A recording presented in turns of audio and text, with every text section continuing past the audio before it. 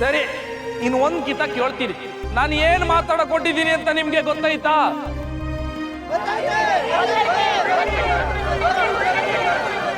ಓ ಓ ಓ ಓ ಓ ಓ ಓ ಗೊತ್ತಾಯ್ತು.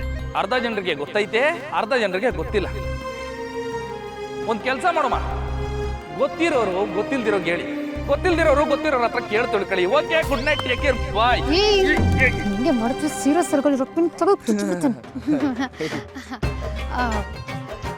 ಮಹಾಜನಗಳೇ, ನಮ್ಮ ಶಿವಣ್ಣನ ಲೀಲೆಗಳ ಬಗ್ಗೆ ನಿಮ್ಗೆಲ್ಲ ಗೊತ್ತೇ ಇದೆಯಲ್ಲ.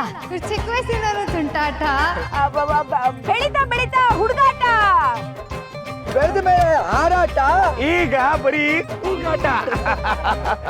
ಇಷ್ಟೆಲ್ಲ ಮಾಡ್ತಾ ಮಾಡ್ತಾ ಶಿವಣ್ಣ ಮಗನೇ ಆಗೋಗ್ಬಿಟ್ಟಿದ್ದಾರೆ. ಆದ್ರೆ ಅವ್ರು ಏನೇ ಮಾತಾಡಿದ್ರು ಅದ್ರಲ್ಲೊಂದು ಅರ್ಥ ಇರುತ್ತೆ. ಈಗ ತಾನೇ ಇವರು ಒಂದ್ ಪ್ರಶ್ನೆನ ಮೂರ್ ಸತಿ ಕೇಳಿದ್ರಲ್ಲ, ಆದ್ರೆ 3 ಸತಿನೂ ಬೇರೆ ಬೇರೆ ತರ ಉತ್ತರ ಕೊಟ್ರು. ಅದ್ರ ಅರ್ಥ ಏನು? ನೀವ್ಯಾರು ಕನ್ಫ್ಯೂಸ್ ಆಗಬಾರ್ದು. ಕ್ಲಾರಿಟಿ ಇಟ್ಕೊಂಡು ಒಳ್ಳೆ ಸದಸ್ಯರಿಗೆ, ಅರ್ಹತೆ ಇರೋ ಕ್ಯಾಂಡಿಡೇಟ್ಗೆ ವೋಟ್ ಮಾಡಬೇಕು ಅಂತ. ಗೊತ್ತಾಯ್ತಾ? ಗೊತ್ತಾಯ್ತೆ ಗೊತ್ತಾಯ್ತೆ. ಮಾರಿಗುಡಿ ಶಿವಣ್ಣಿಗೆ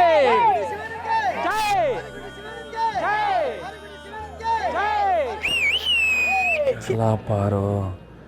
ನಾನೇನು ಮಾವನ ವಿರುದ್ಧ ಹೋಗ್ಬಾರ್ದು. ನನ್ನ ಹಿಂಗೆಲ್ಲ ನೋಡಿದ್ರೆ ಜನ ಓಟ್ ಹಾಕಿಲ್ಲ ಬೈಕತ್ತಾರೆ ಅಂತ ಹಿಂಗೆ ಹಾಡಿದ್ರೆ ನೀನು ಎಲ್ಲನೂ ಉಲ್ಟಾನೇ ಓಡಿಸ್ಬಿಟ್ಟಿಯಲ್ಲ.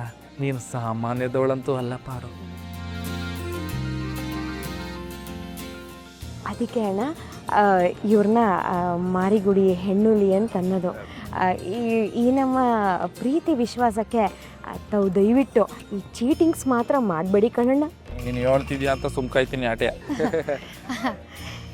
ಸೊ ಇವಾಗ ನಾವು ನಮ್ಮ ಶಿವಣ್ಣನ ಗುರ್ತನ ಬಿಡುಗಡೆ ಮಾಡ್ತಿದ್ದೀವಿ. ಶಿವಣ್ಣರೇ ಬನ್ನಿ.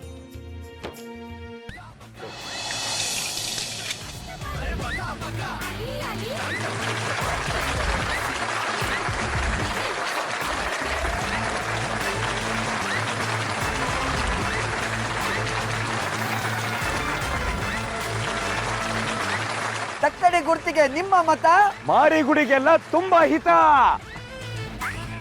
ಕ್ರಮ ಸಂಖ್ಯೆ 6 ಊರ್ಗೆಲ್ಲ ಟಾರು. ಕ್ರಮ ಸಂಖ್ಯೆ 6 ಊರ್ಗೆಲ್ಲ ನೀರು.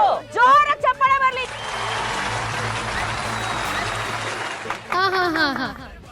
ಇದು ಬರೀ ತಕ್ಕಡಿ ಅಲ್ಲ, ಇದೊಂದು ನ್ಯಾಯ ಹೇಳೋ ಮಾರ್ಗ.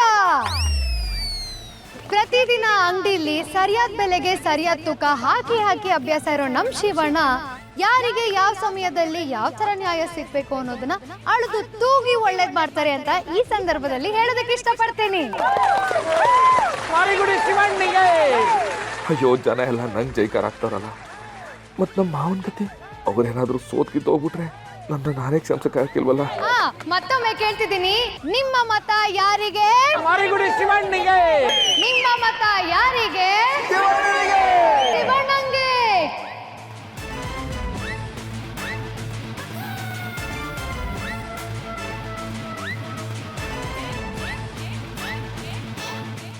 ಮಕ್ಕಳವ ಮೊದಲನೇ ಕಿತ್ತ ನನ್ನ ಮಗ ಆ ವೀರಭದ್ರನ ಎದುರಿಗೆ ಎಲೆಕ್ಷನ್ನಾಗೆ ನಿಂತವನೆ. ಆ ಗೆಲುವು ನನ್ನ ಮಗಂದೇ ಆಗಿರ್ಲವ. ಇದು ನನ್ನ ಅರ್ಕೆ.